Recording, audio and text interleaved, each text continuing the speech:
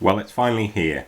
The Warhammer 40,000 6th edition rulebook arrived in New Zealand and we were able to buy one of the first copies. What we've done today is had a quick look through some of the rules. The internet's been rife with rumours about what the new rules possibly would be and what changes were likely. We've heard all kinds of bizarre and strange things, some of which we weren't very keen on. The idea that the rules would become so complicated, there would be so many lookup tables that really the speed at which you played the game would be very different. So what we're going to do is go through what we've so far been able to ascertain going through the rules. Look at that. And really the ways it's changed. Now the most important thing is that Warhammer 40,000 is still Warhammer 40,000. It still plays very similar. We still shoot, we move, we shoot, we assault. But there are a few tweaks to the rules, and there aren't as many as Internet Rumour was saying there would be. That changed the game, in some ways rebalancing some elements. And we're just going to talk through the things that have come to us in the first couple of hours of going through it. First of all is going to be the rule of snapshots. Now this is quite a fundamental change, and what it means is when you've got a heavy weapon, like for instance this guy with his sniper rifle, bring them over here, unpainted autocannon, an autocannon, or a heavy bolter.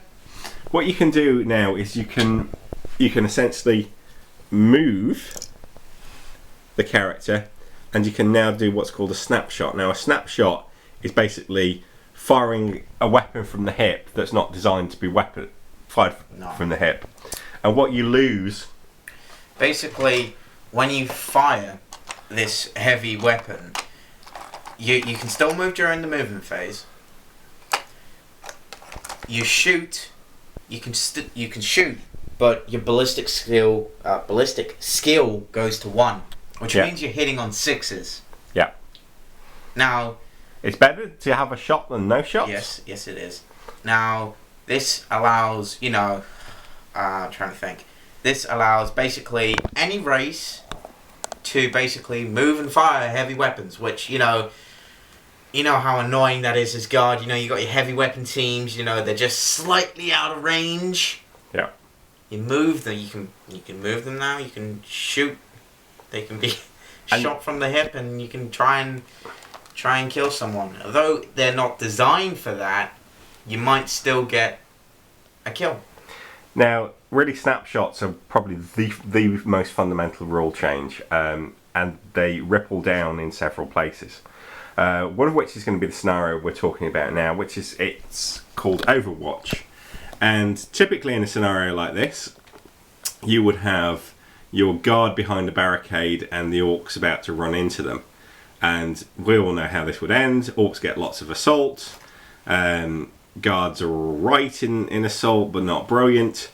Now what's going to happen is when the player declares that he's going to assault a unit, you can use what's called an Overwatch, and the guardsman here will basically be able to take what's called snapshots at the orcs as they come in, and hopefully diminish them as they come in.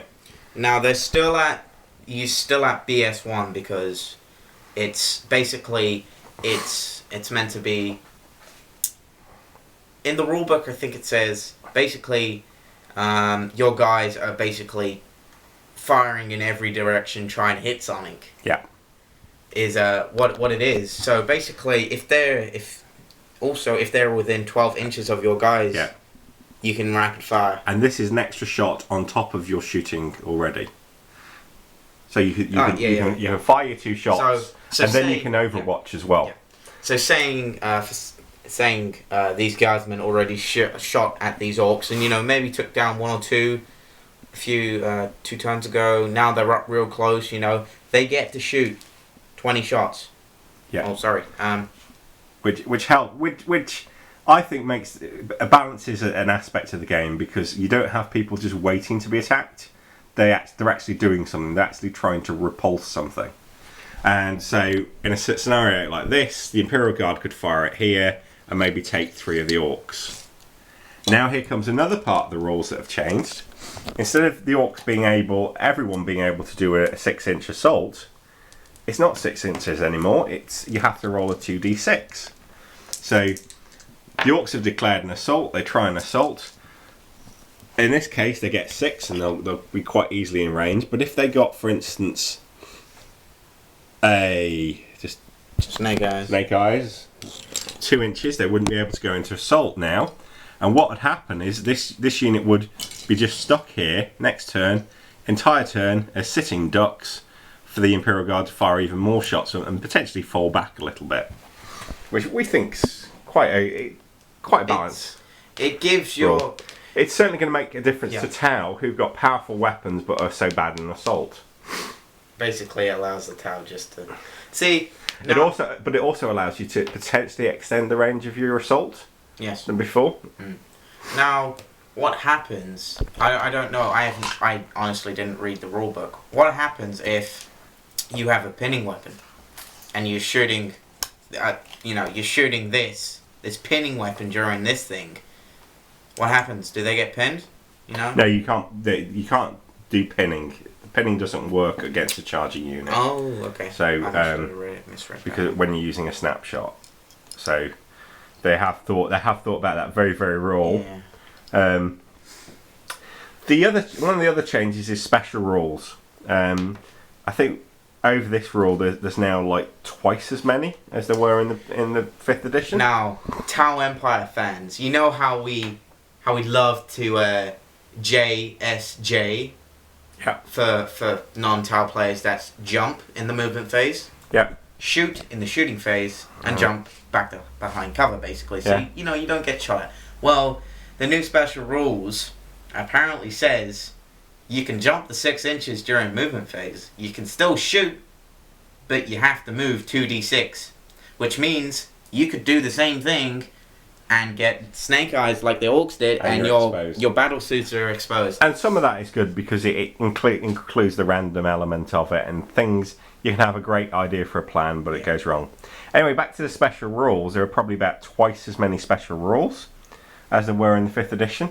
One of our favourite is called... What's it called? The Hammer of Wrath. And what this does is it fixes what we think was a discrepancy on the previous rules, which is to do with pretty much Your Rough Riders. With the Rough Riders, they used to they could move a lot, but once they got into hand-to-hand combat, they were essentially the same as 5 guardsmen. Yeah. So now they can move 6 inches in the movement phase. 12 inches now. Oh, sorry, 12 inches. 12 inches. It's a big improvement for Rough Riders. Are a lot more effective now. 12 inches. Because they're now considered fast. Now, they got the fleet rule, which means they move another 6 inches. Now, I set this up. So Can run. So they, Alright, yeah. So I'm seeing it here. Now, they got to do the 2d6 for the roll, don't they? For the assault. So for the assault. So for this, they make it. They charge in, all. Okay, these ones have got Overwatch as well. But the important thing is when these hit, the Hammer of Wrath. They get 5 hits of their they get 5 hits, but it's from their toughness. So these guys are toughness 3. From their strength, I think you'll find. Strength. 5 hits from their strength. So they get 5 auto hits from charging into. So basically, because you've got certain units like cavalry,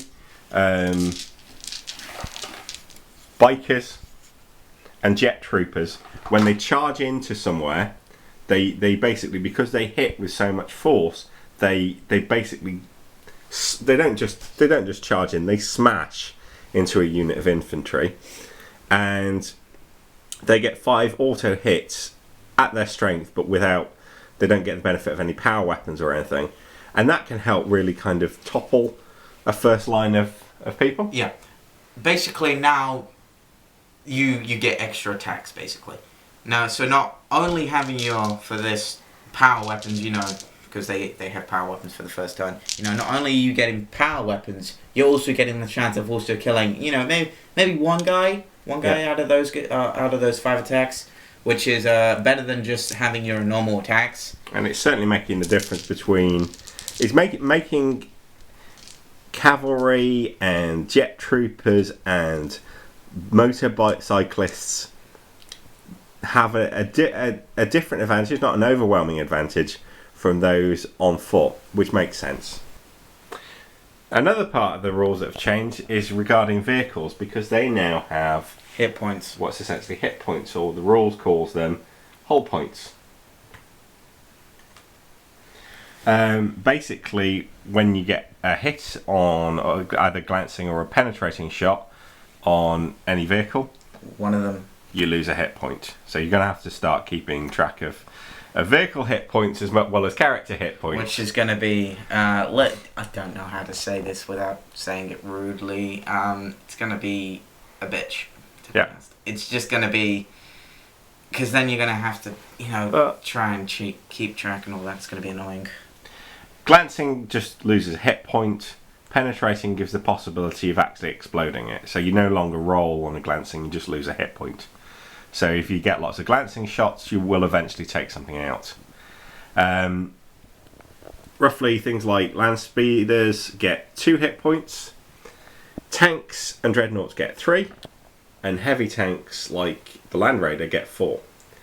And we think that this really feels like it makes tanks a lot more vulnerable, doesn't it? It basically makes them a walking unit, which... a little bit. Because... So, if we take an example before, where I've had an ironclad dreadnought, and you've not liked it, because it's approaching you, so you've hit it and hit it, and he's had about 4 or 5 hits on it, of which, say, 4 become glancing blows, and you roll your dice, and each time you get a 1 or a 2 or a 3, so you actually get very little damage on the thing, and it just keeps walking at you. And that was 5th edition rules. Yeah. Doesn't happen in 6th edition rules, because those 4 glancing shots will have used up 1, 2, 3, it's dead. So a lot more vulnerable. Extra armor. Even extra armor doesn't really do much. No, explain extra armor. So, so the extra armor, I think the rule is actually much more weakened, whereas it used to allow you just to keep fighting. It just seems to again. It's only the extra armor rule really only applies when you've had a penetrating shot against you. You're gonna see tanks basically fall a lot more in 6th edition. Which is kind of ironic because of the flyer rules, which we'll go on to now. Now, yes, just moving all these awesomely cool tanks over to be replaced, which I told my father this was going to happen. I said to him about 2 years not 2 years ago. Sorry, 1 year. These things are consigned to history. Now, 6th edition is all about flyers. And you can't help but get a bit cynical about this. Basically, when this came out, 2009, I think. Maybe. Basically, this was the starter of the 6th edition rules. Mm-hmm. Basically, when this baby came out, everything changed. And because now, these count as flyers. Valkyries count as flyers.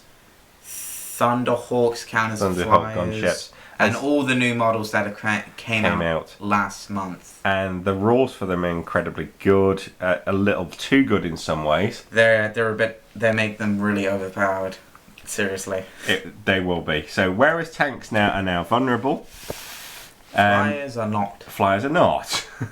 So a flyer, whereas a tank can move 6 inches, but can only fire 1 weapon. There's now a fix so that when you, for instance, move a Land Raider, of course it could always fire 2 weapons thanks to the machine spirit, but now it can also fire its side sponsons using snapshot rules if it's moved. However, flyers can now 6 inches They now move 18 inches. Basically, for your new players, this is the red stick. Yeah. This is 18. So, that's pretty much on our board. That looks really big. Yeah. That makes it look like it can move half the board. Half the board in one But turn. probably in tournament tables and all that, it's probably not that big. And at the end of that 18-inch move, It can all shoot. It can shoot fire everything. no less than 4 weapons. Oh, and by the way, because it's a flyer, if we've got a poor old Land Raider against it, because it's moved so fast, because it's a flyer, I can only shoot at it using snapshot rules. In other words, it's incredibly difficult. Which means you're to still hit. hitting on 6s. So I'll only hit on a 6. So all of a sudden you've got something on the board, a whole new class of vehicle that's incredibly difficult to hit. Now these all Moves around a lot. Yeah. These also do have hit points. And they do have hit points, but they're that much harder to hit. Now, That's the also problem. They're almost impossible. Well, see, in the rule book it says if this gets immobilized, it has to move 18 inches, which makes it annoying, but it also makes that's good because I don't know. Maybe if it was 16 inches, 18 inches, and I don't know. It's a bit overpowered and overrated, to be honest. Yeah. And unfortunately, going through the rulebook today, a lot of armies do have flyers. They're a must-have, an absolute must-have, but Tau actually have nothing in their current codex that counts as a flyer. Now, as a dear old Tau player, I am hoping Games Workshop can, number one, update their codex, because they haven't had a decent codex for about, when was it, 2005? No, They got it's been a last few updated. years. But I don't think they ever took advantage of the 6th edition, or the 5th edition rules. especially since they only have 3 special characters, and then you look at everyone else's army and you've got like 10. It's like, okay, well these special characters do nothing compared to the new ones. Anyway, so that's annoying for Tau players, but nowhere near as annoying Oh god. as this box. What's The in box of doom. The box of doom. Well, this is another area where there's been a considerable amount of revamp, and not only do we have to buy this, but we had to buy this as well. Because they are the new psychic cards. You no longer have the ability. Oh, you still have your normal psychic abilities. But there's now no less than 32 special powers, psychic powers, which are available to a lot of things. They're split into different magical realms, and different armies have access to different types of magical realms. It's somewhere here, if you look. And so, for instance, Space Marines can do what's called telepathy, telekinesis, pyromancy, and biomancy, but not divination. And there's all ticks and crosses of which can do, apart from The Tau, which have nothing. Tau have no abilities, no psychic abilities whatsoever. Well, neither do the Orcs or the Tyranid. Neither do the Orcs, neither do the Dark Elder, which... Oh, Orcs don't. Yeah, you're right. Orcs don't, even though they have that weird boy, which is a Psychic. And neither do the Dark Elder. That's Dark Elder don't. Necrons don't, which I'm not... Well, they don't have anything. And I believe the Sisters of Battle don't have anything, but I'm pretty sure they didn't have He is absolutely right. Unbelievable. So, for some armies, these things will be a pain in the neck. So, all of us, we've been saying since having seen War Machine that there's been a definite need or an interest in Games Workshop getting involved and being able to tailor characters. Now, all of a sudden, using librarians probably will get that much more powerful and can influence what tactics you do, because you've got a few different tricks. So I could use this guy again and again and again, choose different powers, and I just have a completely different game each time. Yeah. And so, unfortunately, you as Tau would just go, I don't know what he's going to do, and I cannot play as Tau, I would be like, I'm switching army. And this is a problem. Unfortunately, and I know this. They go. A few people are saying this about about chaos. The chaos is just Chaos, is too overpowered. Well, chaos is overpowered throughout this entire book. The focus is much more on chaos than it is on the Emperor this time. Yeah. It's nice to see that they're doing a different approach from the past few years, but I think it would be nice to do a different. I like the idea of them doing it about chaos because it's been about the Emperor since apparently my dad said since first edition. Yeah. So it's nice to see they're trying something new because as a young member of Warhammer 40k, it's just nice to see the. I never really read the 5th edition book, like the background, because it was about the Emperor. And this is a thick book compared to the previous one, which is behind you.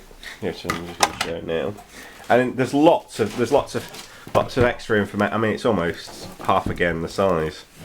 Let's go and have a look at them.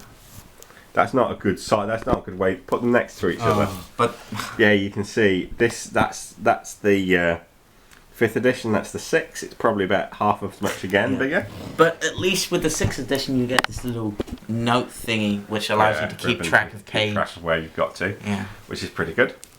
So we've been impressed with it so far. It's interesting.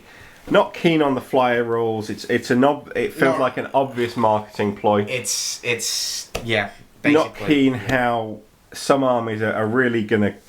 Basically, if you've got this to cater for, you're going to come out punching from this weekend onwards. If your army has lots of crosses on here, you're screwed. Too bad, sucker. So yeah, we really wanted to do this. And unfortunately, it's going to be armies like the Dark Eldar. The Dark Eldar are going to take a long time to get round. Tau, a lot of people at the Wellington Warlords that we play at, they just say they don't see the reason to unpack their Tau army until the new codex, which is a shame. See, I'm still painting my Tau, but yet I don't even play them.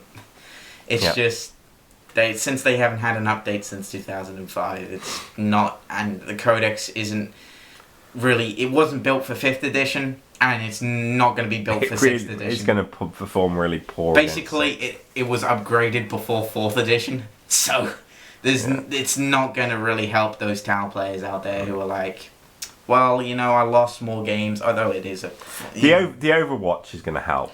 The Overwatch is going to help prevent some of the slaughter. Especially since the new rapid fire rules is that however far your weapon can shoot. So for Tau, that pulse rifle, that 30-inch range, that beautiful 30-inch range, can now rapid fire at 15 inches. Instead of 12, the standard 12. So you get 3 extra inches. Now that may not be much, but that allows you to rapid fire easily. Which you have to because most units seem to be able to move across the board a lot quicker than they were before. Basically, you're going to be charged a lot faster, so it's good to have that 3 extra inches. Good, and good lord, again, if you're against the Orcs and a war is... Yeah. Yeah, probably with some lucky dice rolls you could declare a war on round 2 and you could probably be halfway across the board. So basically we wanted to put this video up to help you, basically since we're the first countries to get the book, we thought put it up, help the community out for 40k. Also check out our blog. Yep, we'll include a link to this. It's called The Name of the Emperor, where we put some of the details about our army. And where we've already put a bit of a review. Yes. Anyway. So make sure you go into the description. You could also read of what we've written. And hopefully there'll be some more 6th edition videos out there soon. And there will be, the comments are available at the bottom. We'd love to really share your ideas. We would really, really, really like a thumbs up on this video because it gets it out on the community. And also if you could subscribe up top. Subscribe to our We'll try channel. And put a few more videos up as well. We will try. But it will be interesting to come to see what your... Obviously this again has been based on a couple of hours going through the book and trying out a few things. Yeah. And we're interested to see if you think, no, I think you've got some of that wrong, or if there's things that you think please leave comments. We will reply. And, because we love 40k. Yeah. We'll catch you later. Good gaming. Bye. Remember, there is only war.